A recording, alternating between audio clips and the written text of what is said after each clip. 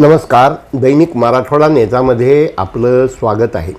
आज आपण भेटणार आहोत एक ज्येष्ठ सामाजिक कार्यकर्ते, माजी म्हणता येणार नाही, पत्रकार, वेगवेगळ्या सामाजिक भूमिकेत, तसं राजकारणातसुद्धा, पण राजकारणापासून दूर राहून आणि जिथं कुठं जातात. आमची त्यांची भेट बीडला झाली पहिल्यांदा गहिनीनाथ महाराजाबरोबर, नंतर लातूरला झाली, मध्यंतरी काही काळ बिलोलीला होते, काही काळमध्ये कोकणामध्ये होते. म्हणजे अशा प्रकारचं एक आगळं वेगळं व्यक्तिमत्व, ज्यांचं नाव हे बडे असं जरी असलं तरी सगळ्याला बरं बरं म्हणून बडे पण देणारे आणि मेघ, कोरडा मेघ नाही, पर्जन्यवृष्टी करणाऱ्या मेघसारखं ज्यांचं मेघराज हे नाव आहे, तर त्यांना आपण भेटत आहोत. नमस्कार. नमस्कार. बरबडे साहेब, मेघराजजी, आपण आपलं बालपणापासून ते शिक्षणाच्या संदर्भात थोडक्यात मराठवाडा नेत्याच्या श्रोत्यांना माहिती द्यावी. नमस्कार. मी मेघराज बरबडे. सर्वप्रथम दैनिक मराठवाडा नेता यांचं मी आभार मानतो. मुलाखत देण्याएवढा मी मोठा नाही, पण दैनिक मराठवाडा नेताचं असलेलं प्रेम, त्यामुळे आजचा हा योग संवाद साधण्यासाठी येत आहे. तसं मी उमरगा तालुक्यातील येणेगूर हे माझं मूळ गाव. माझा जन्म तेथीलच, शालेय शिक्षण तेथेच झालेलं आहे. माझं कुटुंब त्या गावातील एक मोठं प्रस्थ म्हणून आजोबा पंजोबाच्या पासून नावारूपाला असलेलं कुटुंब. जमीनदार अशी ही माझ्या कुटुंबाची ओळख. उद्योगी आणि राजकारण, माझे मोठे काका हे राजकीय क्षेत्रातील एक उमरगा तालुक्यातील त्या काळातले एक दबदबा असलेलं एक प्रस्थ होतं. त्या अनुषंगाने माझ्या कुटुंबामध्ये अनेक थोर मोठ्या राजकीय नेत्यांचं येणं जाणं हे सातत्यानं असायचं. आजोबापासूनचे असणारे आमच्या कुटुंबावरचे संस्कार आणि समाजासोबत एक आपली नाळ जुळवून कायम राहणं हे विचार असल्यामुळं सातत्यानं समाजासोबत, एकदम गरीब वर्गासोबत, कष्टकरी वर्गासोबत जोडून राहणे हाच आमच्या कुटुंबाचा एक शिरस्ता म्हणून त्या परिसरात एक ओळख आहे. माझं उच्च माध्यमिक शिक्षण हे अणदूर हे शिक्षणासाठी प्रसिद्ध असलेलं शिक्षण संस्था असलेलं आलुरे गुरुजींचं जवाहर विद्यालय, या जवाहर महाविद्यालयामध्ये माझं उच्च शिक्षण झालं. त्या उच्च शिक्षणाच्या वेळेस अनेक गुरुजनांनी जे मला घडवलं, त्यामुळं एक विचार करण्याची दृष्टी ही सातत्यानं सामान्य वर्गांच्या सोबतच राहिलेली आहे, राहत आलेली आहे. मी कोण आहे हा प्रश्न दररोज स्वतःला विचारायचं, असं माझे त्या काळातील माझे शालेय गुरु कैलासवासी अप्पाराव ब्याळे गुरुजी यांनी सतत सांगत राहिल्यामुळं एक मनाला सतत चिंतन होत राहतं आणि त्यामुळे अहंभाव हा निघून जातो आणि सामान्यासोबत जुडण्याचाच एक आपला प्रयास असतो. ब्याळे गुरुजी हे एक असं शैक्षणिक क्षेत्रातलं व्यक्तिमत्व त्या परिसरामध्ये होऊन गेलं की त्यांनी विद्यार्थी घडवले हा शब्दशः अर्थ आपण जरी त्यांच्यासाठी वापरला तरी तो अवघड होणार नाही.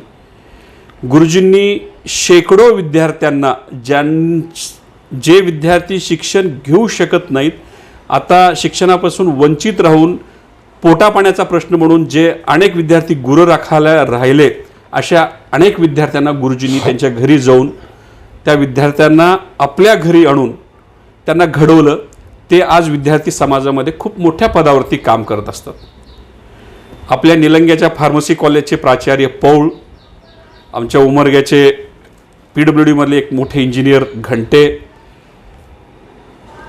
नद्याजोड प्रकल्पासाठीचे महाराष्ट्र शासनाच्या टीममधील महादेव पाटील ही सगळी मुलं कैलासवासी ब्याळे गुरुजींनी घडवली आणि त्याच ब्याळे गुरुजींच्या विचाराचा पगडा माझ्यावरती होता.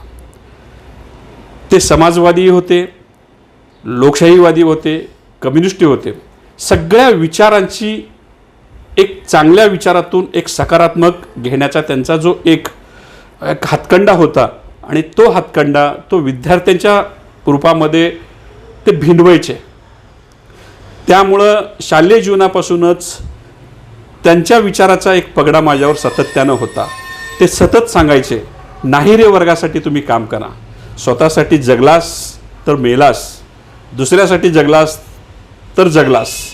हा एक मंत्र त्यांनी त्यावेळेस दिला होता आणि त्या मंत्राच्याच अनुषंगाने आपण वाटचाल करावी अशी त्यावेळेस बालमनाला वाटायची आणि मी चालत राहायचो.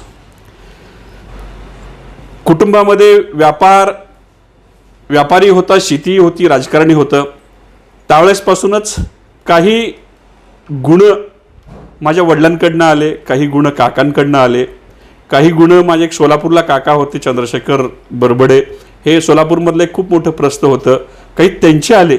अशा अनेकांचा चांगुलपणा घेण्याचा आणि त्या प्रकारानं वागण्याचा प्रयत्न मी लहानपणापासूनच करत आलो. मी आठवडी बाजार, आमच्या इथं येणेगूरला आठवडी बाजार खूप मोठ्या प्रमाणात भरतो, खूप प्रसिद्ध आहे आमच्या परिसरामध्ये. त्या आठवडी बाजारात मी काही ना काही घरात येणाऱ्या वस्तू, धान्य वगैरे मी विकायचो आणि मग मला दिवसभराच्या ह्याच्यानंतर झाल्यानंतर मी तो हिशोब घरी द्यायचा आणि घरी हिशोब दिल्यानंतर मला ते प्रत्येक सोमवारी, म्हणजे ज्या सोमवारी मी बाजारात बसतो त्या सोमवारचे मला 10 रुपये मिळायचे. मग ते पैसे खर्च न करता ते शालेच्या बँकेमध्ये भरायचे. अशी सवय मला एक लहानपणापासूनची होती आणि त्याही काळात सोबत राहणाऱ्या काही मित्रांना काही अडचण असेल, अडचणी त्या काळातल्या फार कमी होत्या, गरजाच ह्या खूप कमी होत्या, त्यामुळं अडचणी खूप कमी असायच्या. पण त्या अडचणी मी त्यातून काही मला मदत करता येईल त्या पद्धतीनं मी त्यांना मदत करायचो. फुल न फुलाची पाकळी त्यांना देऊन त्याची अडचण सोडवण्याचा प्रयत्न मी करायचो. म्हणजे त्याच्या पाठीशी राहण्याचा प्रयत्न हा माझ्या अगदी लहानपणापासूनचा आहे. राजकीय याच्यामध्ये मला खूप एक आवड अगदी लहानपणापासूनचीच होती. माझ्या घरी त्या काळामध्ये 5 वृत्तपत्र यायची. सोलापूरहून प्रकाशित होणारी सगळी वृत्तपत्र आमच्याकडं घरी यायची आणि आमची इथली बैठक म्हणजे गावातल्या बऱ्याच जणांचा दररोजचा उठ बस पेपर वाचण्याचं एक ठिकाण होतं. त्यातून काही साधक बाधक चर्चा व्हायच्या, काही कुणाच्या अडीअडचणीसाठी मदतीला जायचे, कुणाचे काही भांडण तंटे असले तर मिटवले जायचे. त्या पेपर वाचण्याच्या छंदातून मला एक विशिष्ट अशा राजकीय आवड निर्माण झाली म्हणायला हरकत नाही. आणि 1984 पासून माझं वय त्यावेळेस अगदी 10 वर्षाचं होतं. माझा जन्म 74चा आणि 1984 पासूनचा राजकारणाची इत्थंभूत माहिती मला आहे असं म्हणायला हरकत नाही. कारण दररोज 4 पेपर वाचल्याशिवाय आमचा दिवसच संपत नव्हता. मग त्यावेळेस इंदिराजींची हत्या झाली. त्यावेळेस इंदिराजींच्या जीवनपटाचे पेपर भरभरून बातम्या यायच्या. ते प्रत्येक बातम्या आम्ही पाहायचो, प्रत्येक बातमी वाचायची. त्यानंतर राजूजींचे जे दौरे राहायचे जगभर, त्या दौऱ्याचं एक असं विशेष चांगल्या पद्धतीनं त्यावेळेस छापून यायचं. मग ते वाचायची अशी आवड लागली. अशा माध्यमातून जी एक वाचनाची आवड लागली, त्या वाचनाच्या आवडीमुळंच मला आज जे काही सोशल मीडियावरती लिहिता येतं ते त्याची एक मुख्य पायाच असा होता. त्यातून मी वयाच्या 16व्या वर्षी गावामध्ये एक वाचनालय होतं आमच्या इथे निजामाच्या काळामध्ये एक निजामाच्या विरोधात लढलेलं एक खूप मोठं प्रस्थ होतं. कैलासवासी व्यंकटेश जोशी, त्यांना दादा जोशी म्हणलं जायचं आणि त्यांना स्वामी रामानंद तीर्थनी कॅप्टन ही पदवी त्यांना दिलेली होती आणि त्यांच्याच नावानं आमच्या इथे एक महाविद्यालय पण आहे.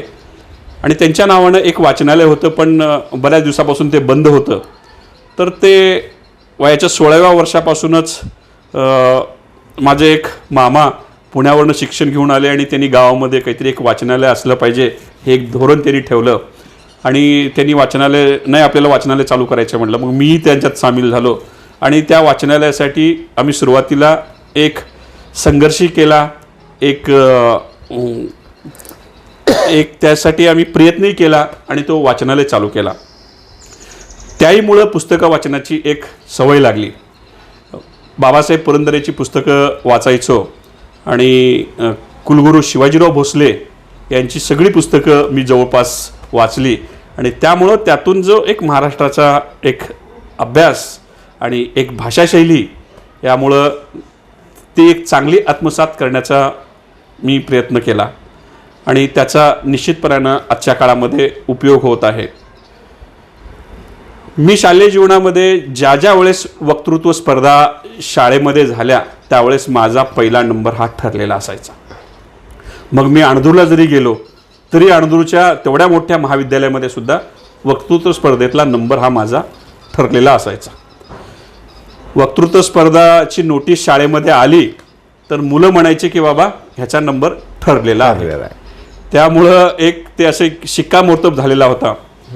आणि त्याही नंतर ज्या ज्या मुलांना मी माझ्या पश्चात मी ज्यांना वक्तृत्व स्पर्धेची तयारी दिली, थोडंसं त्यांना त्यांच्याकडनं तयारी करून दिली, तेही मुलं प्रत्येक स्पर्धेमध्ये हे पहिले यायचे.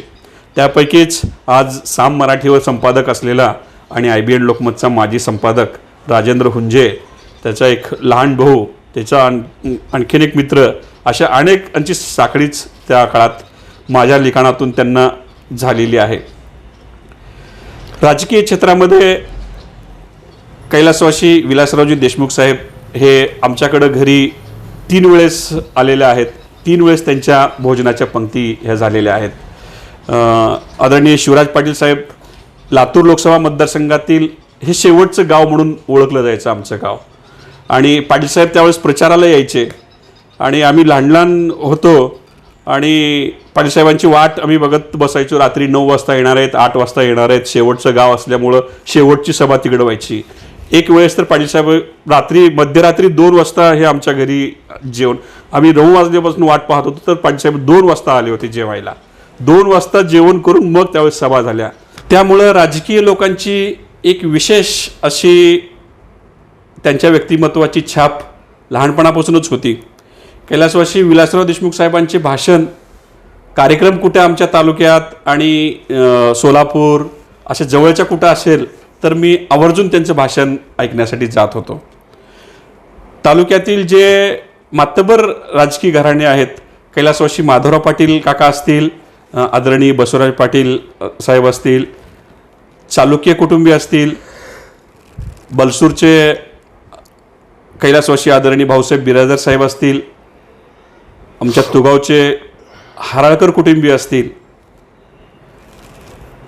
काजीसाहेब असतील आणि कवठ्याचे विनायकराव पाटील कुटुंबीय असतील, या सर्व कुटुंबियाशी आमच्या कुटुंबाचं एक घरोब्याचं आणि मित्रत्वाचं संबंध असल्यामुळं ही सगळी मंडळी सहजपणे आमच्याकडे यायची आणि त्यामुळं त्यांच्याबद्दलचा एक आपुलकीपणा आणि आपलेपणा हा लहानपणापासूनच जोपासला गेल्यामुळं एक वेगळ्या राजकीय छंदाचा नाद त्या काळात होता असा म्हणायला हरकत नाही. कारण मी माझ्या शालेय शिक्षणानंतर साधारणतः 3 वर्ष युवक काँग्रेसचा माझ्या गावचा अध्यक्ष म्हणून पण मी काम केलेलं आहे. पण फार काही मी तिथं रुळू शकलो नाही. राजकीय क्षेत्रामध्ये एक उपद्रव्य मूल्य जोपासलं तरच आजच्या काळामध्ये त्याचं एक मूल्यमापन केलं जातं. त्यामुळं तो गुण, उपद्रव देण्याचा गुण, अगदी कौटुंबिक संस्कार लहानपणापासून असल्यामुळं माझ्या अंगात काही भिनू शकलं नाही. त्याच्यामुळं मी राजकारणात काही रुळू शकलं नाही. अच्छा, आपण पदवीधर कधी झालात का? पदवी मी कोणत्या विषयाची? मी इतिहास आणि राज्यशास्त्र हा माझ्या आवडीचा विषय. इतिहासामध्ये मी पैकीच्या पैकी मार्क घ्यायचो आणि त्याच विषयातून मी पदवी केलेली आहे. आणि MA पण माझं इतिहासमधूनच झालेलं आहे. अच्छा. आपण पत्रकार म्हणून काही दिवस काम केला, तर ते कसं काय पत्रकारितेकडं तुम्ही वळलात? मी आत्ताच सांगितल्याप्रमाणे जसं मला एक राजकीय लोकांची एक आकर्षण होतं आणि राजकीय कार्यक्रमाला गेल्यानंतर जसं पत्रकारांसाठी असा विशेष कक्ष असतो, मग त्या कक्षाचा एक वेगळा मनावरती ग्लॅमर छाप, मग त्यातून असं वाटलं की बाबा काय हरकत आहे आपण पत्रकार व्हायला. मग दैनिक संचार धर्मराज काडादी यांच्याशी मी एकदा बोललं आणि ते म्हणाले की बाबा तुम्ही जाऊन भेटा ऑफिसमध्ये आणि ते तुमची मुलाखत वगैरे घेतील आणि त्याप्रमाणे त्यांच्या जी काही रूल्स आहेत त्याप्रमाणे तुम्हाला ते घेतील. आणि मी दैनिक संचारसाठी काम बातमीदार म्हणून सुरुवात केली आणि त्यानंतर दैनिक सकाळसाठी एक जाहिरात होती आणि मी सहज प्रयत्न करावा म्हणून हे केला आणि त्यावेळेस संपादक होते यमाजी मालकर, लातूर येथेच मुलाखती झालेल्या होत्या. त्यावेळेस इथले जिला पद्माकर बोकील हे होते आणि मला त्याही वेळेस मला मालकर साहेबांनी सांगितलं की ठीक आहे तू उद्यापासून चालू कर. आणि 5 सप्टेंबरला त्यांनी मला दैनिक सकाळमध्ये काम करण्यासाठी मला परवानगी दिली आणि 30 सप्टेंबरला भूकंपाच्या 10 वर्षाच्या एक अनुषंगाने त्यांनी हे घेतलं होतं आणि माझी 30 सप्टेंबरला म्हणजे अवघ्या 25 दिवसात सकाळला माझी बायनेम बातमी लागली होती. अच्छा. विषय कोणता? भूकंपाच्या समस्या. माझं गाव हे भूकंपग्रस्त परिसरात येत असल्यामुळं भूकंपाच्या समस्या ही एक बातमी बायनेम माझी लागलेली होती आणि त्याच पद्धतीनं मी नंतरही एक साधारणतः 1.5 वर्ष मी सकाळसाठी काम केलं. पण तेथील ही पडद्यामागची जी संस्कृती आहे पत्रकारितेतली ती संस्कृती माझ्या मनाला काही रुचत नव्हती, पटत नव्हती. त्याच्यामुळं मग आम्ही तर पटतो का नाही तुम्हाला? काही गोष्टी पटवून घ्यावंच लागतात, पण प्रत्यक्ष मला काम करायला काही पटत नव्हतं. त्याच्यामुळं मी काही तिथं फार दिवस राहू शकलो नाही आणि मी तिथूनही माघारी आलो. तर आपला विवाह कधी झाला? 2000 साली झाला. अच्छा. आणि सासरवाडी कुठली? माझी सासरवाडी ही मुळचे तालुक्याच्या गावचे सोमशेखर चौधरी म्हणून माझे सासरे, माझे ते आत्याचीच माझी मिसेस आत्याचीच मुलगी आहे. आणि चौधरी आणि चालुक्य हे कुटुंबाचं ऋणानुबंधाचं जुनं त्यांचं एकमेकाचं घरोब्याचे संबंध आणि त्यामुळं चालुक्य कुटुंबियाचं खास आमच्यावर जुनंच प्रेम आहे. एका बाजूला पत्रकारिता तुम्हाला जमत नाही, उपद्रव मूल्य तुमचं नाही, तरी कायम तुमची आणि माझी जेव्हा बीडला भेट झाली तर अनेक पत्रकारांनाच तुम्ही जेवायला बोलवलं होतं. म्हणजे इनडायरेक्ट उपद्रव देण्याचा तुमचा स्वभाव आहे का? असं मी म्हणत नाही किंवा मानत नाही. मैत्री कोणाची होऊ शकते? एका विचाराची, एका व्यसनाच्या लोकांची मैत्री होऊ शकते. पत्रकार हा एका विचाराचा असतो. मी असं म्हणणार नाही की उपद्रव्य मूल्य असेल तरच तो तिथं टिकतो राहतो. मला ते पटलं नाही म्हणून मी त्यातून बाहेर पडलो. अच्छा. काही गोष्टी नाही पटल्या तरी कराव्या लागतात. जसा माणूस संसार हा करतोच. म्हणजे का घरात जमत नाही काय? तुमचं काय म्हणणं आहे? करतोच तो. कुणाच्याही घरात, कुणाच्याही उंबरट्याच्या आत ते तहच असतं. तुम्ही जसा प्रश्न विचारताय तसं कुणाच्याही उंबरट्यामध्ये असा हा प्रकार राहतोच. पण ऍडजस्टमेंट करणे हा माणसाचा मूळ स्वभाव असेल तर तो माणूस काहीतरी करू शकतो, घडू शकतो. आपण बीडमध्ये कोणता उद्योग करत होतात? मी बीडमध्ये पत्रकारितेतून मी माघार घेतली. राजकारणातून सुद्धा मी त्यावेळेस आदरणीय बसवराजी पाटील साहेब हे ग्रामविकास राज्यमंत्री होते. त्यावेळेस मी त्यांच्यासोबत शेकडो किलोमीटर मंत्री असतेवेळेसही ते त्यांच्या गाडीत फिरायचो. चर्चा व्हायच्या, गप्पा गोष्टी व्हायच्या. मुंबईलाही त्यांच्याकडे मी अनेक वेळेस घरीच जायचो अगदी सन्मानानं ते आम्हाला म्हणजे हे करायचे, कारण पाहूया बघूया म्हणायचे. आमच्याकडं त्यांच्या वडिलांपासून मी कैलासवासी माधवराव पाटलांचा माझं वय लहान जरी असलं तरी त्यांच्या एक विचाराचा पगडा माझ्यावरती होता, त्यामुळे एक विशेष ममत्व त्यांच्याबद्दल. बसवराज पाटलाच्या विचाराचा पगडा होता का काँग्रेसच्या विचाराचा पगडा होता? माधवराव पाटलांच्या विचाराचा पगडा. माधवराव पाटील, कैलासवासी माधवराव पाटील हे आमच्या परिसरातलं एक फिरतं चालतं बोलतं लोक न्यायालय होतं म्हणाल तरी हरकत नाही. कारण माधवराव पाटलांनी चालता चालता हे तंटे हे तोडलेले आहेत, तंटे मिटवायचे आणि कुणावरही अन्याय न होऊ देता त्या पद्धतीने ते तंटे आपण बीडला काय उद्योग करत होता? मग त्यानंतर मी काहीतरी करायचं केलं पाहिजे. परमपूज्य गहिनीनाथ महाराज औशेकर महाराज यांच्या मी संपर्कात आल्यानंतर माझ्या जीवनाची खरी जडणघडण, माझी खरी जीवनाची सुरुवात आदरणीय परमपूज्य गहिनीनाथ महाराज यांच्या मार्गदर्शनाखाली त्यावेळेसपासून चालू आहे म्हणायला हरकत नाही. महाराजांनी मला सांगितलं की ती तुमची शेती असली, तुमचा काही व्यापार असला, तुमचा काही उद्योग जरी असला तरी तुमच्या स्वतःचं काहीतरी उत्पन्न तुमच्या स्वतःच्या हक्काचं असलं पाहिजे. मग ते उत्पन्न किती आहे याला महत्त्व नाही, पण तुमच्या हक्काचा पैसा तुम्ही कमवला पाहिजे. मग त्या प्रेरणेने जरी घरी मी शेतकरी याचा मुलगा म्हणण्यापेक्षा मी स्वतः शेतीसुद्धा मी त्यावेळेस कसलेली आहे. आताही मी शेतीकडे जात असतो, कारण माझ्या पंजोबापासून कमवून ठेवलेली शेती आहे. शेतीबद्दलचं विशेष प्रेम आम्हाला आहे. आम्ही शेतकऱ्याचीच मुलं किंवा शेतकरी म्हणूनच मी आजही कुठं चर्चा करत असतो मी सांगत असतो की मी शेतकऱ्याचा मुलगा नाही, शेतकरी आहे म्हणून सांगत असतो. मला आजही शेतीची पूर्ण जाण आहे, माहिती आहे.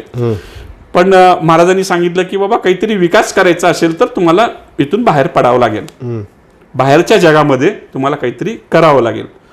मग शैक्षणिक क्षेत्रामध्ये काम करणारी एक जी कंपनी आहे नवनीत पब्लिकेशन, जे नवनीत पब्लिकेशनचे गाईड, व्यवसायमाला हा प्रत्येक महाराष्ट्रातला विद्यार्थी हा वापरतोच.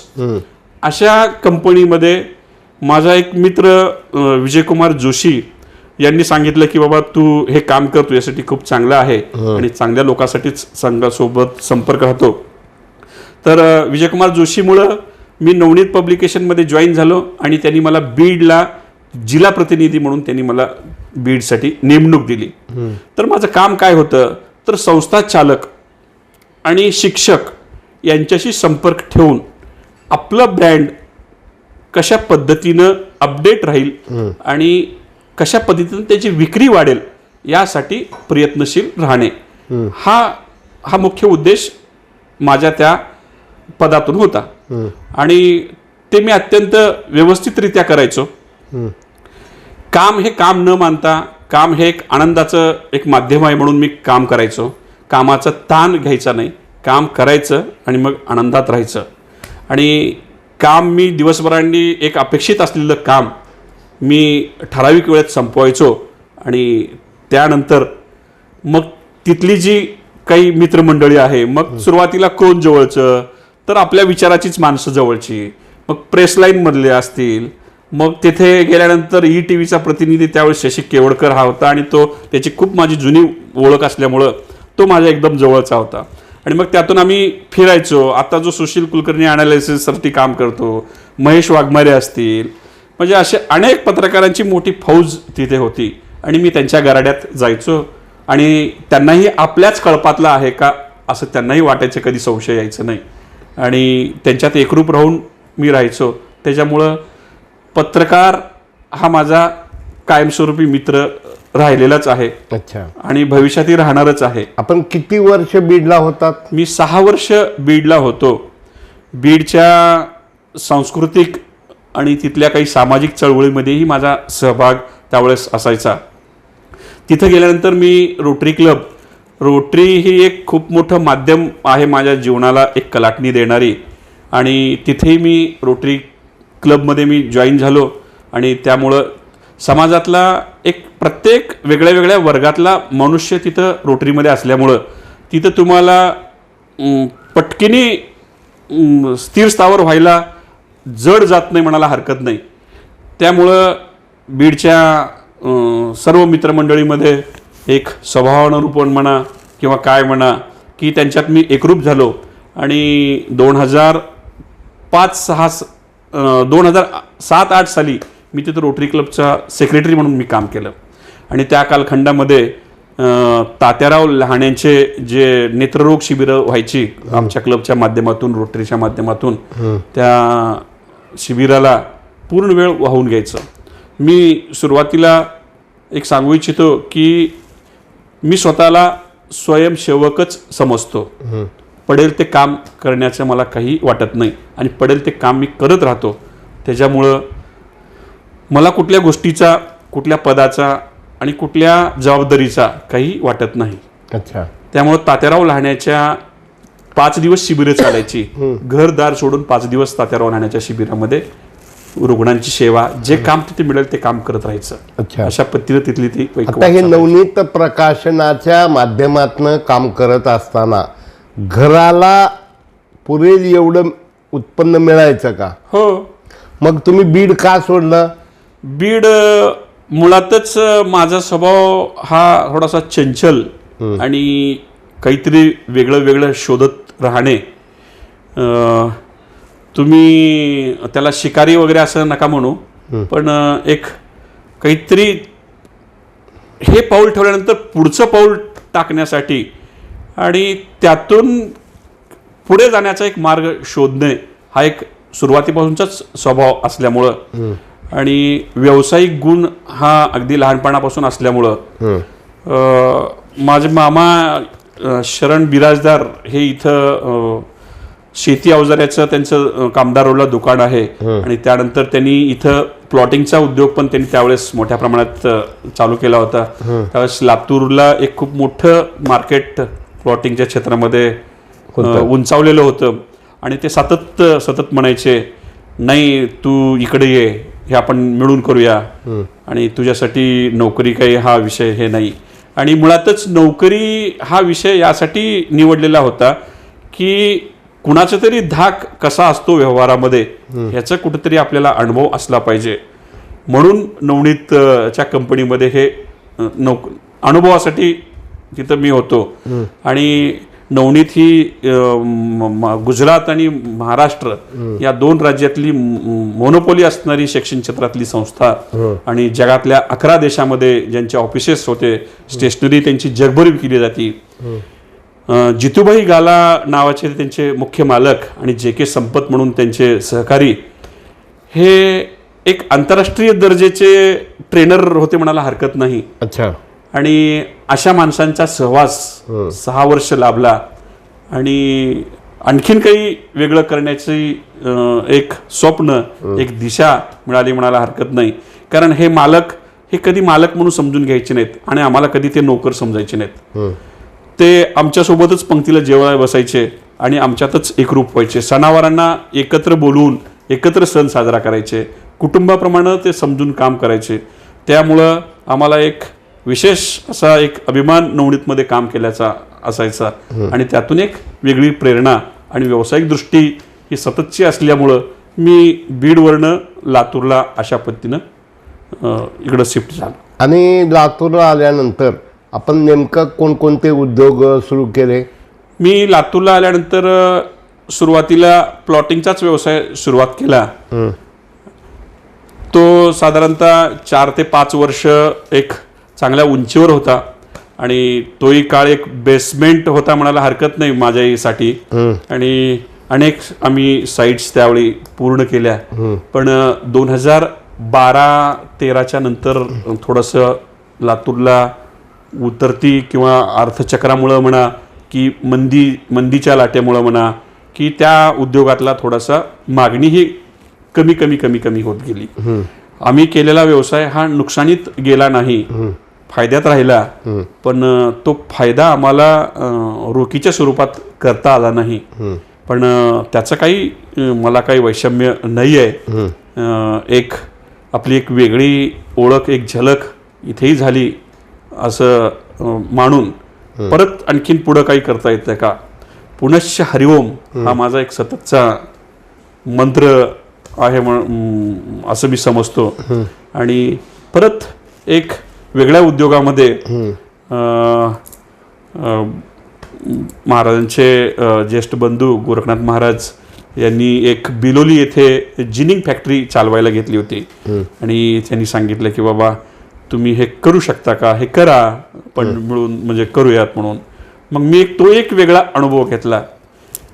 बिलोली हे नांदेड जिल्ह्यातलं आपल्या जवळच फारसं दूर नाही आहे, पण एक वेगळ्या संस्कृती की वेगळी भाषा की वेगळा सगळाच प्रकार थोडासा वेगळा जरी असला तरी मुळात आपला स्वभाव हा पाणी तेरा रंग कैसा जिसमें मिलाय जैसा तसं म्हणून जिथं आपण जातो तिथल्या संस्कृतीत तुम्ही मिसळून गेलात तर तुम्हाला काही त्रास होत नाही. मी बिलोलीसारख्या ठिकाणी सुद्धा, कारण बिलोली हा तसा महाराष्ट्रातला राजकीयदृष्ट्या काही काळात महाराष्ट्रातला सर्वात मोठा एक विधानसभा मतदारसंघ होता आणि त्याच बिलोलीमधून 3 तालुके निर्माण झाले. म्हणजे एवढा मोठा तालुका बिलोली होता गोदावरी काठेला आणि एक जुनी परंपरा असलेला तालुका, पण काही व्यापाराचं काही तिथं एक वातावरण नसल्यामुळं सायंकाळी 7 वाजताच हॉटेल दुकान वगैरे बंद व्हायचे, जसं काही नक्षलस्ट एरियात असल्यासारखं. पण मला काही त्याचं वाटायचं नाही. मी तिथेही अगदी आनंदानं तिथं जिनिंग मिल तुम्ही बघत होता. किती वर्ष? 4 वर्ष पाहिली. अच्छा, मग तोही व्यवसाय म्हणजे तोही व्यवसाय हा चांगलाच आहे, पण कापसाचं प्रमाण जे आहे नांदेड जिल्ह्यातलं हे घटत येत आहे. आता अलीकडच्या 2 वर्षात तर खूप प्रमाणात कमी झालेलं आहे. जर त्याला कच्चा मालच जर पुरवठा व्यवस्थित होत नसेल आणि आपलं खर्चा एवढंच आपलं जर उत्पन्न असेल तर तो काही व्यवहार बरोबर राहत नाही. हे एक व्यावहारिक साधं सूत्र आहे आणि त्यामुळं त्यातून बाहेर पडावं लागलं. आणि लातूरमध्ये रोटरी क्लबचं काम आपण कधीपासून सुरू केलं? मी 2011ला गिरीश ब्याळे ज्यावेळेस रोटरीचा अध्यक्ष होता त्यावेळेसपासून मी माझी रोटरीतली लातूरमधली सुरुवात केली.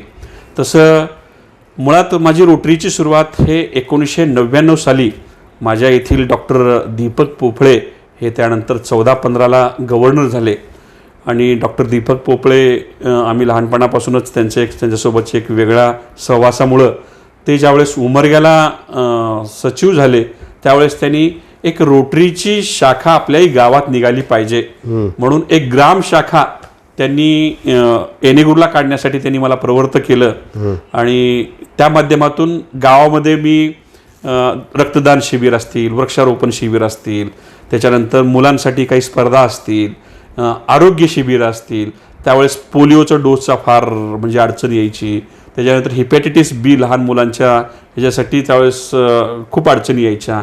त्यावेळेस डॉक्टर पोपळेच्या माध्यमातून आम्ही हे खूप मोठे शिबिरं मी गावामध्ये भरवायचो. त्यामुळं सुरुवातीपासूनच 1999 पासूनच रोटरीतला माझा सहभाग आणि तिथं मी त्या ग्रामशाखेचा अध्यक्ष होतो. मग बीडला मी सचिव झालो.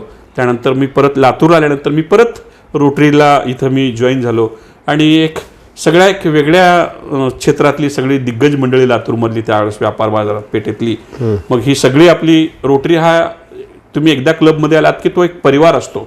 तो परिवार म्हणजे मग ते प्रत्येकाच्या सुखदुःखात प्रत्येक गोष्टीमध्ये तो सहभागी असतो आणि त्या माध्यमातून मी इथे रोटरीमध्ये सामील झालो आणि 2015-16 साली मी अध्यक्ष म्हणून माझी 1 वर्षाची माझी कारकीर्द इथे पूर्ण केलेली आहे.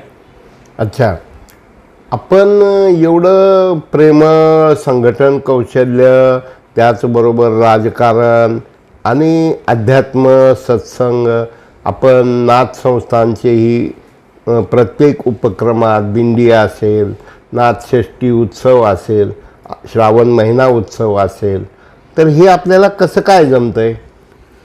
मुळात माझी आई चे लहानपणीपासूनचे माझे संस्कार आईचे आणि वडील हे वडिलांचे संस्कार हे धार्मिक वृत्तीचे लहानपणापासूनच असल्यामुळं श्रावण मास असला की गावामधल्या संपूर्ण देवाला पाणी घालणं, सायंकाळी तिथं असणारे चालणाऱ्या धार्मिक कार्यक्रमामध्ये सहभागी होणं ही एक सुरुवातीपासूनचीच एक संस्कार घेऊन मी बाहेर पडलेला असल्यामुळं आणि 1999, 98, 99, 2000 या कालखंडामध्ये श्री श्री रविशंकर गुरुजींचं एक खूप मोठं आपल्या भागामध्ये एक काम चालू होतं. त्याच्यामध्ये उमरगा सेंटर आमचा एक खूप मोठा सेंटर होता आणि डॉक्टर उदय मोरे हे ते काम पाहायचे. डॉक्टर उदय मोरे आणि मिसेस मोरे. तर मी त्यांच्याशी एक 2-3 वर्ष मी जोडलेलो होतो. जलयुक्त शिवार का? जलयुक्त शिवार तर हे अलीकडच्या काळामध्ये झालं. सुरुवातीला 99-2000 सालचं मी बोलतोय.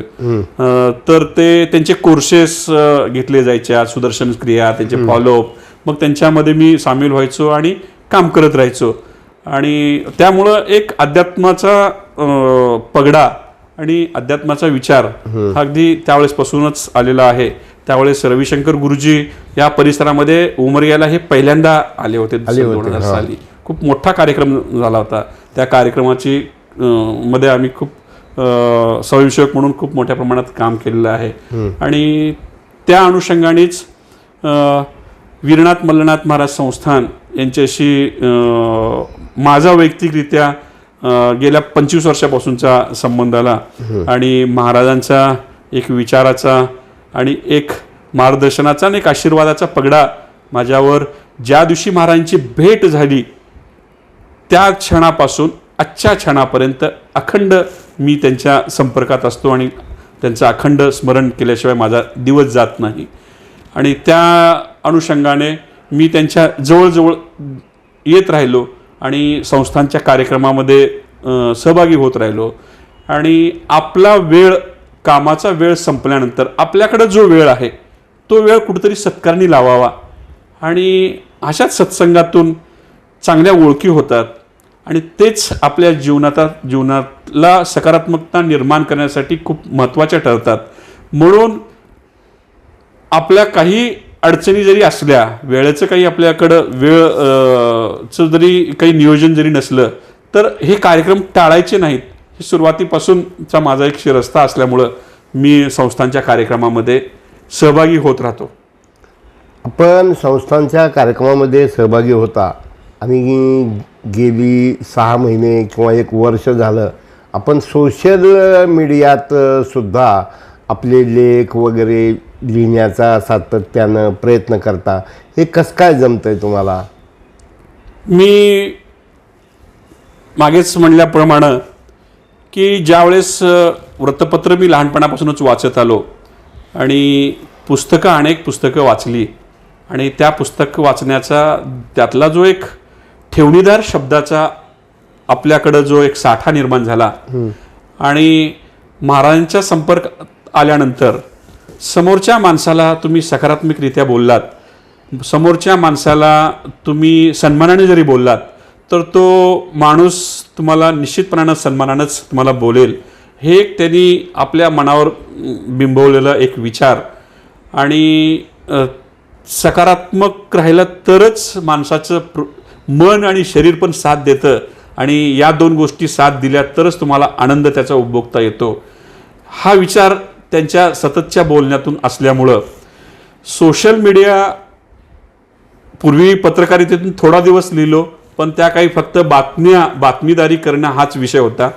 पण व्यक्तिविशेष किंवा व्यक्तीतला विशेष गुण हे सादरीकरण करण्यासाठीचं जो एक नवीन अलीकडच्या काळामध्ये एक हे सोशल मीडियाचं माध्यम निर्माण झालं. आणि सोशल मीडिया हे एक अणुऊर्जेसारखं आहे. ती ऊर्जा तुम्ही जशा पद्धतीनं वापराल तशा पद्धतीनं त्याचा उपयोग तुम्हाला निश्चितपणानं होतो. मग मी ठरवलं की मी ज्यांच्या संपर्कात आहे त्यांचा वाढदिवस वगैरे मला आहे म्हणून कळालं किंवा समजलं तर मग मी लिहितो. एखादा विषय धरून मी लिहितो. एखाद्या विषयावरती लेखन करायचं तर मग करत असतो. मग ते फेसबुकवरती टाकत असतो. मग त्याचं वाचन करत असल्यानंतर खूप जणाला त्याचं एक वेगळं पण वाटतं आणि त्यांना त्यामुळं माझ्याबद्दल त्यांना एक कुतूहल निर्माण होतं आणि मग ते मला म्हणत असतात की तुम्ही कसं काय लिहिता. मी म्हटलं की बाबा नाही, मला गुरु महाराजांचा आशीर्वाद असल्यामुळं ही एक देणगी प्राप्त झाली असं समजून मी म्हणजे पुढे चालत राहतो. आणि सकारात्मक दृष्टी ठेवून सोशल मीडियाचा सकारात्मक वापर आणि त्या व्यक्तीचा गुणातला एक वेगळंपण समाजासमोर उघडून दाखवण्याचा प्रयत्न करण्याचा मी प्रयत्न करत असतो. तुम्ही सकारात्मक विचार म्हणून म्हणत असताना तुम्हाला आणि समाजाला धोका देत नाहीत का? की सत्य म्हणजे सकारात्मकता म्हणजे सगळं सत्यच का, किंवा त्यातला वाईटपणा. काही तुमचे मोठी मोठी माणसं काय की जसं मध्यंतरी इंडिया टुडेला एक स्टोरी आली होती हर्षद मेहताची काय, आणि त्याच्यावर कव्हर स्टोरी आली, त्या पैशाच्या बॅगा आल्या, आणि 1 महिन्यानंतर त्या माणसानं कशा पद्धतीनं वाट लावली ह्याचं आलं. तर तुम्ही तुमच्याशी, समाजाशी आणि राष्ट्राशी धोका बेईमानी करता असं तुम्हाला वाटत नाही का? नाही, मी निश्चितपणानं त्यांचं वाहवा किंवा स्तुतीच करतोय आणि त्यांचं एक वेगळं पण काहीतरी जपण्याचा प्रयत्न करतोय असं बिलकुल मला वाटत नाही. माझ्या आणि त्यांच्यासोबत आलेल्या काही चांगल्या गुणाचा किंवा चांगल्या क्षणाचा मी ते शब्दबद्ध करतो, एवढाच माझा त्याचा. तुमचं कसं आहे की तुम्ही जे बोलता मी सकारात्मक सकारात्मक सकारात्मक सकारात्मक म्हणजे खरं का तुम्हाला जेवढं कळलं तेच खरं? आता असं जर म्हणालात तर तुम्ही त्याला अनेक पैलू आहेत. चांगलं जिथं आहे तिथं वाईटही आहे, जिथं वाईट आहे तिथं चांगलंही आहे. पण त्यातल्या त्यात किती चांगलं आहे, वाईटाच्या फारसा आपण जवळ न जाता चांगल्याच्या जवळ जाऊन. मला एक विनोद आठवतो ह्याच्यामध्ये. ही प्रवृत्ती किंवा ही मानसिकता म्हणजे ती तुम्हाला लागू पडत नाही. बोलणं मधाळ, हाणणं गबाळ. काय काय तुम्ही मधाळ बोलता पण आभाळ मात्र कायम चालू असते, हे कसं काय? ते काय चालणाऱ्या गोष्टी निरंतर चालत राहतात. आता एवढं मोठं मराठवाडा नेत्याचं साम्राज्य उभा करताना तुम्हाला काय कष्ट पडलेले आहेत, काय वेदना झालेल्या आहेत, काय काय तुम्ही सोसलेलं आहे. समाजाला आज काय वाटतं की आज बद्दरजी 40 लाख रुपयाच्या गाडीतून फिरतात, बद्दरजी म्हणजे ते कोणाला म्हणजे हे करत नाहीत. पण नाही, तुम्ही तुमचा जो हा मराठवाडा नेता ब्रँड करण्यासाठी आणि समाजाला, मी तुम्हाला असं म्हणेन की लातूर, नांदेड, बीड, उस्मानाबाद, किमान ह्या 4 जिल्ह्यातलं तरी पुढाऱ्यांचं आणि आध्यात्मिक क्षेत्रातल्या लोकांचं पेपर म्हणजे मराठवाडा नेता असं मी मानतो. आणि हे तयार करते वेळेस आजपर्यंत इथपर्यंत पोहोचलेल्या प्रवासाला तुम्ही किती कष्ट घेतलात, तो आज काही नाव ठेवणारा समाज आज काही त्याचा विचार करत नाही. नाव ठेवतातच, ते नाव ठेवतातच. आणि मी कबूल करतो. मी सरळ म्हणतो, विषय काढला म्हणून घोडा घास से दोस्ती करेगा तो खाएगा क्या काय. आणि तुम्हाला मात्र तुम्ही घोडे नाहीत काय, आणि तुम्हाला घास खायची गरज नाही. एवढे खानदानी शेतकरी असताना, उद्योगपती असताना, राजकीय वारसा असताना मला हे आवडत नाही, मला हे जमत नाही, लाईफ इज ॲडजस्टमेंट म्हणता, तरी परंतु दिवसेंदिवस अध्यात्मामध्ये, पत्रकारितेमध्ये, राजकारणामध्ये, सर्वच क्षेत्रात बाजार बुजगावणेपणा आला असताना कुणाचाही बाजार तुम्ही करत नाहीत. हे कौशल्य तुम्हाला जमतंय कसं? ह्याचं आम्हाला शल्य नाही. खरं आहे, तुम्ही जे म्हणताय ते मी असं म्हणेन की तुम्हाला थेट मला असं म्हणायचं की तुम्ही एकच बाजू सांगता, दुसरी का नाही सांगत. पण मी ठरवलेलं एकच बाजू सांगायची, त्यातून स्फूर्ती, प्रेरणा. कारण मी तुम्हाला सांगितलं की माझ्यावर कैलासवासी अप्पाराव ब्याळे गुरुजींचे माझ्यावरती संस्कार आहेत. आणि मग काय वाटतं की बरबडे जास्त तर खात नाहीत काय, मग ह्या सगळ्याचं पाप पोटात घेऊन घेऊन घेऊन घेऊन आपली ढिरी मोठी होत आहे का काय? नक्की. मी माझ्या अनेक मित्रांना म्हणत राहतो की बाबा माझं हे खाण्यातून म्हणजे अन्न खाण्यातून किंवा पैसे खाण्यातून, त्या खाण्यातून हे वाढलेलं नाही, हे वाढलेलं आहे कुणाचं तरी झाकून घेण्याच्या ह्याच्यातच वाढलेलं आहे.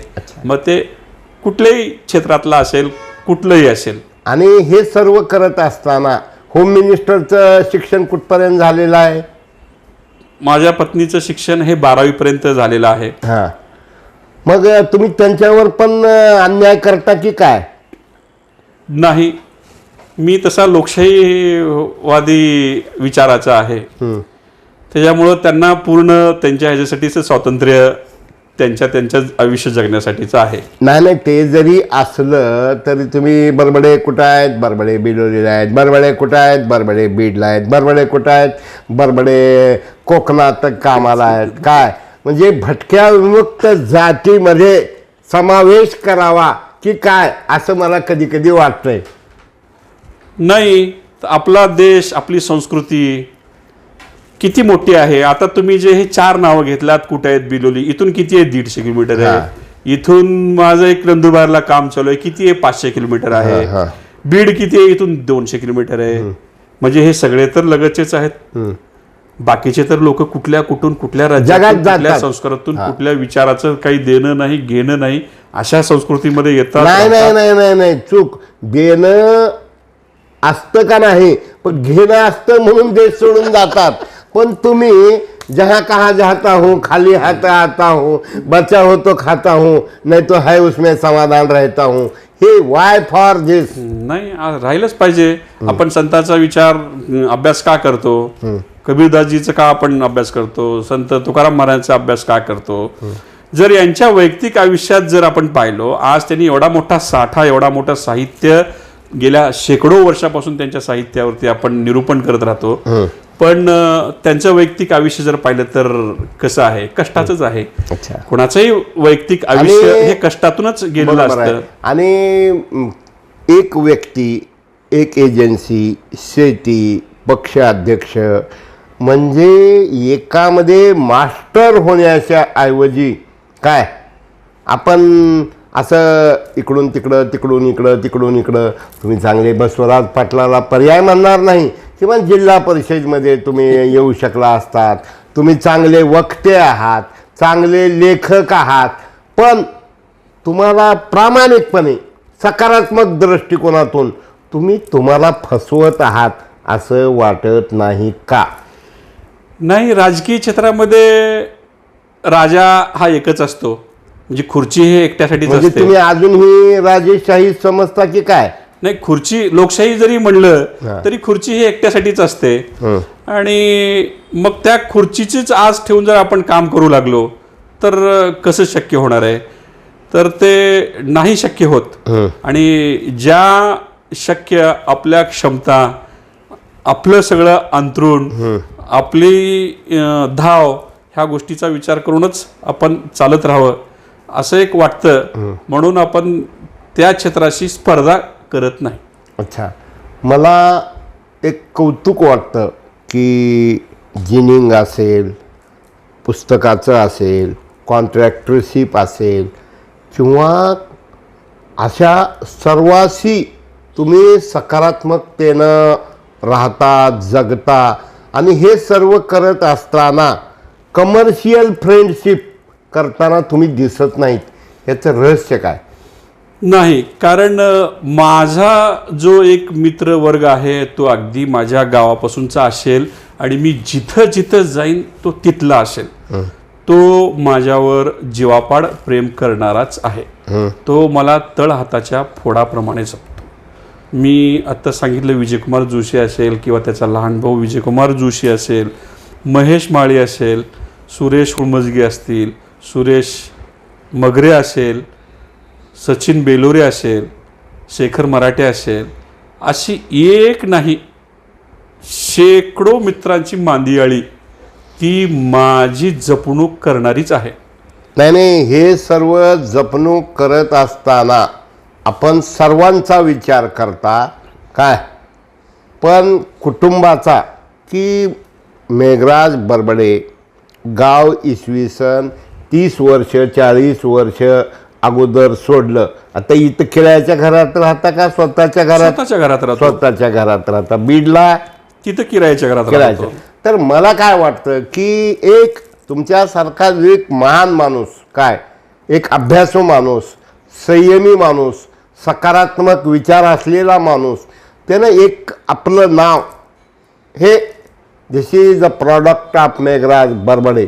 मग बिल्डरशिपमध्ये काय म्हणतात, एखादी कॉलनी वसाहत करणं असेल, किंवा आणखीन एखादा उद्योग असेल काय त्यामध्ये आपला आगळा आणि वेगळा ठसा निर्माण करावा असं मला वैयक्तिक वाटतं आणि ती तुम्ही का करत नाही? निश्चितपणानं काही गोष्टी तुम्ही मलाही तुम्ही साधारणतः 15 वर्षापेक्षा जास्त वर्षापासून तुम्ही मला पाहता. एकतरी धार्मिक आणि त्यानंतर ग्रह तारे तसे काही सकारात्मक नसेल असं मी माझ्या मनाला समजतो. पण काम करण्याचं कधी मी थांबत नाही, थकत नाही, रुकत नाही, मी चालत राहतो. नाही, मी गणिनाथ महाराजाकडं अनेक वेळा पाहिलं की सेवेकरी ज्या तळमळतेनं किंवा त्यांच्या कुटुंबियातले सगळेजण जेवढ्या आत्मीयतेनं किंवा तुम्ही त्या बिलोलीला होतात की आपले कोणते महाराज? गोरखनाथ महाराजांचा मुलगा असेल किंवा गुरुबाबा, तर तुम्ही एवढी कमिटमेंट स्वतःसाठी न मानता समाजासाठीच का मानता?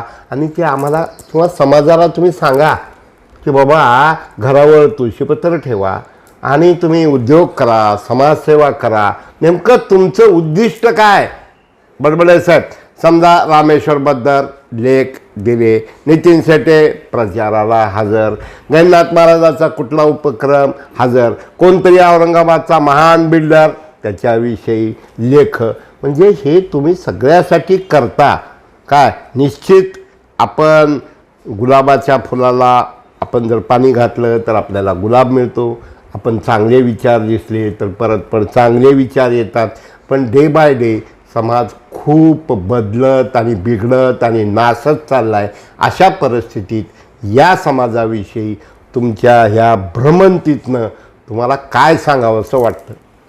नाही, प्रत्येक माणसांनी एक ठरवलेलं काम, ठरवलेला व्यवसाय, ठरवलेली नोकरी जे काही असेल त्याचं ते तर त्यांनी प्रामाणिकपणे त्याचं ते केलंच पाहिजे. आणि त्याच्या उपर त्याच्याकडे जो काही थोडा वेळ राहतो तो वेळ या गोष्टीसाठी, मग त्यातला जो काही छंद आहे त्या छंदासाठी. आता आमच्याकडे लहानपणापासूनच अनेक वेगळ्या क्षेत्रातले छंद आणि अनेक वेगळ्या क्षेत्रातले संस्कार असल्यामुळं आम्ही त्या गोष्टी वेगळ्या मानत नाही आणि मग ते करण्यासाठी आम्ही प्रयत्न करतो. हा एवढाच विषय आहे. पण तुम्ही म्हणता समाजाने यातून काय केलं पाहिजे? समाजाने यातून हे केलं पाहिजे की आपलं करत करत समोरच्याचंही भलं चिंतलं पाहिजे आणि नक्कीच त्याच्या भल्यासोबत आपलंही भलं होतं. पण मी टाटा बिर्लाच झाला पाहिजे त्या माध्यमातून मी ज्या क्षेत्रात आहे त्या क्षेत्रातला उंच नंबर 1च झालं पाहिजे असं शक्य होत नाही. आणि मग आता अलीकडच्या काळामध्ये तुम्ही लक्ष ठेवून असता डिप्रेशनचा जो हा प्रकार म्हणता तो त्यातूनच येत चाललेला आहे. तो विद्यार्थी असेल, मग व्यावसायिक असेल, शेतकरी असेल, व्यापारी असेल, त्याला कुठल्याही नंबर 1 साठीच काम करावं असं वाटतं त्याला. ही शर्यत कासव समजून तुम्ही करूच नका, ससा समजून करूच नका. कासवाचं तुम्ही नजरेसमोर ठेवा आणि प्रत्येक पाऊल उचलून चालत चला. निश्चित तुम्हाला तुमच्या पदरी निराशा पडणार नाही. आपण सोशल मीडिया दिवसेंदिवस सोसण्याच्या पलीकडे चालला असताना सुद्धा तुम्ही सोशल मीडियाचा काही चमत्कारिक वापर करता असं ऐकण्यात आहे, तर ते एक थोडक्यात सांगावं. निश्चितपणानं सोशल मीडियाचा मी सांगितल्याप्रमाणे अणुऊर्जेसारखा वापर आहे.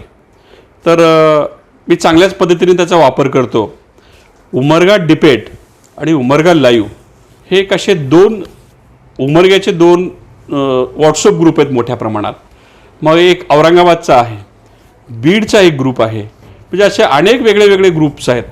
पण त्यामध्ये उमरग्याच्या ग्रुपमधून जी एक उमरग्यातल्या उमरगेकर जे बाहेर राहतात, मग ते पुणे मुंबई असो की थेट इंग्लंडपर्यंत राहणारे असो, ते त्या ग्रुपमध्ये आहेत. आणि मग त्यातून एखाद्या सामाजिक विषयावर जी चर्चा चालत असते तर ती चर्चा कशा पद्धतीनं चालते आणि मग मी त्याच्यावरती कशी कमेंट करत असतो यावरती खूप जणांचं एक लक्ष असतं. मग मी स्वभावाप्रमाणे कधी मला थोडंसं उचकावण्याचं सवय आहे का? मग ते उचकावण्याचा मी प्रयत्न करतो. मग ती चर्चा फुलल्यानंतर मग त्याचा शेवट कसा झाला पाहिजे तर त्या पद्धतीनं ती चर्चा करत असल्यामुळं मला अनेक वेगळ्या वेगळ्या विचाराचे अनेक वेगळ्या वेगळ्या पक्षातले लोक वैयक्तिकरित्या फोन करून वैयक्तिकरित्या मेसेज करून त्या कमेंट्सबद्दलच्या त्यांच्या ज्या भावना आहेत ते मला कळवत राहतात आणि माझ्या व्यक्तिमत्वाबद्दल ते सकारात्मकरित्या आपलाच माणूस आहे बाबा असं समजतात आणि मीही त्यांना आपलंच आहे असं म्हणून मी त्यांच्या हृदयाशी हृदय थेट भिडतो. त्यामुळं एक खूप मोठा या माध्यमातला सोशल मीडियातला वर्ग आपल्याला लाईक करतो आणि मग आपण त्याच्या वैयक्तिक आयुष्यामध्ये लाईक आपणही केलं पाहिजे असं समजून मी वागत असतो. आपण ज्या ठिकाणी जाता जो व्यवसाय करता तो सहजतेनं त्यात म्हणजे कॉम्प्रोमाइज आणि ॲडजस्टमेंट करता वेगवेगळ्या प्रकारे प्रगती करण्याचा काय समाजामध्ये आपला प्रयत्न असतो. आणि मी असं म्हणणार नाही master of all but jack of none. All म्हणजे फॅक्टरमध्ये आपण काम करता प्रगती करण्याचा प्रयत्न करता आणि प्रगती कन्स्ट्रक्शनचे गोविंदराव माखणे कपिल माखणे यांच्याबरोबर तुमचं ती फार मोठे लोक आहेत काय फार कमर्शियल लोक आहेत म्हणतात आणि मग त्या ठिकाणी तुमचं आणि त्यांचं सूत कसं काय जुळतं आहे आणि आपण कॉन्ट्रॅक्टरशिपमध्ये समाधानी आहात का? एक पाहिलं तर मी त्यांच्याशी व्यवसायाच्या निमित्ताने जोडलेलो नाही. त्यामुळं बाकीच्या गोष्टी ह्या फारशा दूर राहतात. ते आदरणीय आमचे श्रीरंग महाराज औशेकर महाराज यांचे सासरे असल्यामुळं आणि श्रीरंग महाराजांच्या माध्यमातून आणि गहिनीनाथ महाराजांच्या माध्यमातून त्यांचा संपर्क येत गेला. कालांतरानं काही दुसऱ्या क्षेत्रामध्ये काम करण्याची एक गरज भासल्यामुळं त्यांच्यासोबत कॉन्ट्रॅक्टर या क्षेत्रामध्ये मी गेल्या 3 वर्षापासून काम करतोय. मग ते महाराष्ट्र आणि कर्नाटक मग ते गोविंदराव मामा असतील आणि कपिल भाई असतील ते एक सुपर क्लास 1 कॉन्ट्रॅक्टर म्हणून त्यांची एक महाराष्ट्रामध्ये ख्याती आहे.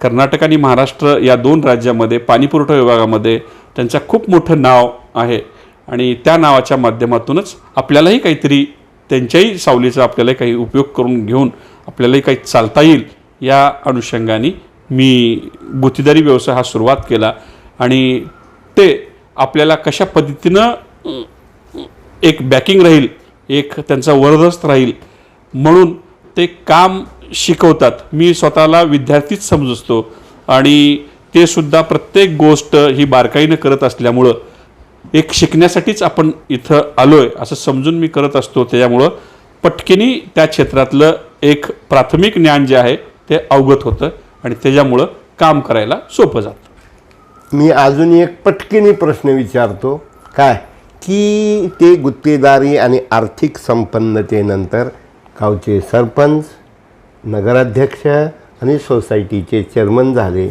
तर करत करत तुम्ही सुद्धा असं काही करणार का? जी गोष्ट मी करणार नाही तुम्ही त्याच वाट्याला मला घेऊन जात आहे. पण मी तुम्हाला प्रामाणिकपणे सांगू इच्छितो की मला त्या कुठल्याही गोष्टीची आस आणि असूया अजिबात नाही. फक्त एक जबाबदारी म्हणून एक सांसारिक जबाबदारी म्हणून एक उंबरट्याच्या आतली जबाबदारी आणि एक सामाजिक जबाबदारी म्हणून एक उंबरट्याच्या बाहेरची जबाबदारी एक आनंदानं पार पाडणं एवढंच माझ्या जीवनाचं उद्दिष्ट आहे. आपण अध्यात्माची सांगड चिकाटी कठोर परिश्रम आणि विनम्रता कारण मी बऱ्याच वेळा मिश्किल विनोद केले कदाचित कधी वाकडं जरी बोललो तरी तुम्ही कपटी खुनसी वागत नाहीत आणि निश्चित त्यामुळं मेंदूवर हृदयावर किडनीवर परिणाम होत नाही. हा आपला सकारात्मकतेचा खूप चांगला गुण आहे. पण या समाजाला तुम्ही तुमचा तो वय किती? आता 47 वर्ष. तर 47 वर्षामध्ये जवळजवळ 20-22 वर्ष झाले आपण स्वावलंबी आहात. तर या समाजाला, या तरुणांना येणाऱ्या काळात आपण काय सांगू इच्छिता? आपण एक ध्येय ठेवलेलं पाहिजे आणि ते ध्येय इन्स्टंट गाठलं असं जर आपण समजलो तर निश्चितपणानं आपल्याला धोका झाला. त्या ध्येयाकडं पावलोनपावली वाटचाल करणं आणि त्यातून तुम्हाला जे आजूबाजूला जे अनुभव येतात ते अनुभव आत्मसात करून तुम्ही चालत राहिलात तर त्या इच्छित ध्येयापर्यंत तुम्ही गाठू शकता. आज हीच गोष्ट आपण बाजूला सारतो. सगळं जे काही पाहिजे रिझल्ट आपल्याला 24 तासात रिझल्ट ओरिएंटेड काम म्हणतात असं नाही होऊ शकत. मग तो व्यापार असो, नोकरी असो किंवा अध्यात्मी असो किंवा कुठलंही क्षेत्र असो, इन्स्टंट तुम्हाला काहीही मिळत नाही आणि इन्स्टंट हे माणसाला पचत नाही असं शास्त्र सांगतं. त्यामुळं शरीराला जे पचणारं आहे, मनाला जे आवडणारं आहे, हृदयाला जे फुलवणारं आहे, अशाच गोष्टी ज्या ज्या क्षेत्रात तुम्ही आहात त्या क्षेत्रातल्या तरुणांनी ते आत्मसात करून चालत राहिलं पाहिजे. तरच आपल्याला निश्चित ध्येयाकडं आपण पोहोचू. आपण अत्यंत सकारात्मक दृष्टिकोनातून तुम्हाला किती जरी क्रॉस करायचा प्रयत्न केला तरी तुमची सकारात्मकता काही कमी होत नाही. ही अत्यंत चांगली गोष्ट आहे.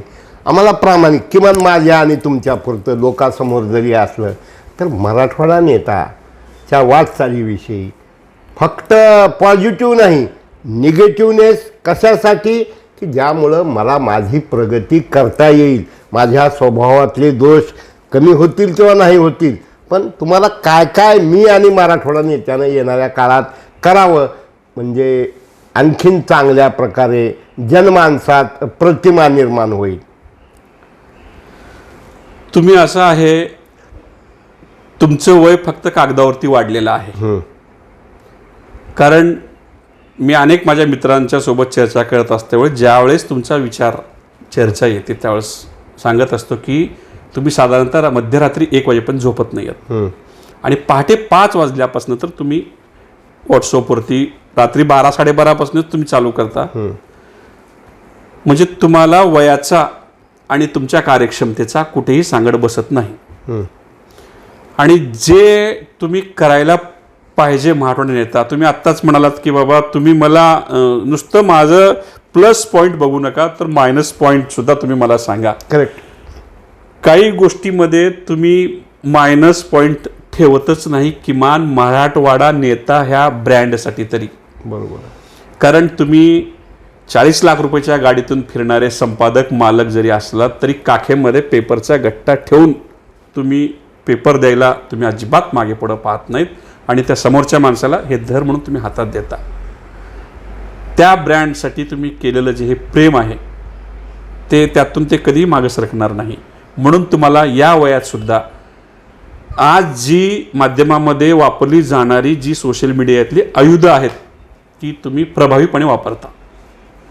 आज स्थानिक पेपरमधून लातूरमध्ये अनेक रजिस्टर्ड स्थानिक पेपर असतील, पण त्याच्यामध्ये तुमचा पाऊल जो आहे तो अग्रेसरच आहे आणि मराठवाड्यामध्ये त्याचं कसं चांगल्या रूपाला आणखीन करता येईल यासाठीच तुम्ही प्रयत्न करत राहता.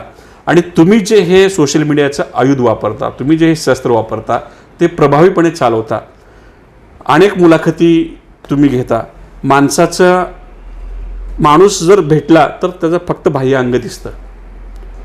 अशा या मुलाखतीतून त्याचं अंतरंग, त्याला आलेल्या अडचणी याही मांडल्या गेल्यामुळं त्या माणसाचं किंवा समाजामध्ये एक जगत असल्यावेळेस अडीअडचणी कशा असतात याही गोष्टी त्याला दिसतात. म्हणून हे जे चालू केलेलं आहे तुम्ही उपक्रम तो अत्यंत प्रभावशाली आहे. आणखीन जे जे काही उपक्रम येणार आहेत ते तुम्ही राबवणारच आहात आणि ते तुम्ही राबवलेच पाहिजेत. कारण भविष्यामध्ये हार्ड कॉपी कोणी आता वाचणार नाही. मी तुम्हाला 4 पेपर वाचल्याशिवाय मी दिवस माझा जात नव्हतं असं म्हणत होतो, पण मी आज पेपरचं एकच पान बघतो, त्यातलेही हेडिंग पाहतो, सोडून देतो.